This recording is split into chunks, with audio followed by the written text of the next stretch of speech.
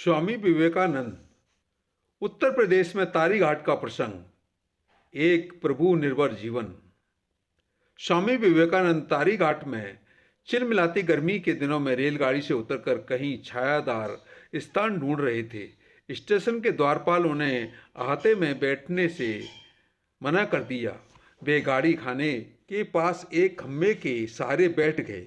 उनके ठीक सामने अहाते में एक व्यापारी गद्दे पर बैठा था।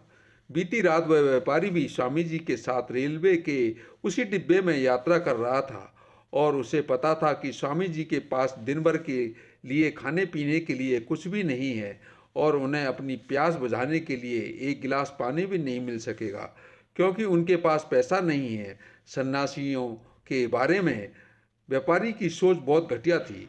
इसके बाद उसने स्वामी जी को यह कहते हुए, मैं खा रहा हूँ और मैं पी रहा हूँ और तुम भूखे हो और प्यासे बैठे हो, ताना मारना शुरू कर दिया, जबकि वह स्वयं पूड़ियाँ खा रहा था और ठंडा पानी पी रहा था। तुम मेरी तरह पैसा कमाते तो ये अच्छी अच्छी चीज़ें खाते। जब यह वार्तालाप चल रहा था उसी समय एक स्थानीय व्यक्ति एक पोटली और पानी का पात्र लेकर आ पहुंचा। उसने आसन बिछाया, एक गिलास में पानी भरा और एक पत्तल पर कुछ पूड़ियाँ तथा मिठाइयाँ रखते हुए अत्यंत विनम्रता पूर्वक स्वामी जी को भोजन के लिए बुलाया।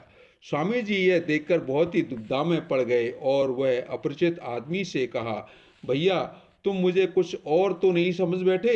उस व्यक्ति ने कहा, नहीं नहीं, मुझे यह सब देने के लिए राम जी ने कहा है। अभी आज दोपहर का भोजन करने के बाद मैं सो रहा था तो मैंने सपना देखा जिसमें राम जी मेरे सामने प्रकट हुए और सपने में आपकी ओर इशारा करते हुए यह भोजन और पानी देने के लिए कहा। इसे मात्र एक सपना मानते हुए मैंने करवट ली और फिर से सो गया। राम जी ने फिर से प्रकट होकर मुझे झटका दिया और पहले की तरह ही कहा, इसलिए मैं ये सब लाया हूँ। आप ही वे व्यक्ति हैं जिन्हें राम जी ने मुझे सपने में दिखाया था।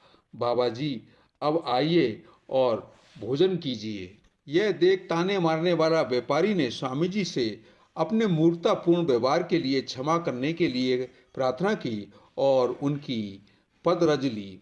परिव्राजक सन्यासी के रूप में स्वामी जी विवेकानंद का जीवन ऐसी घटनाओं से भरा हुआ है जो लोगों के लिए शिक्षा और प्रेरणा दोनों प्रदान करता है। हम स्वामी जी विवेकानंद जी को नमन करते हैं और करते रहेंगे।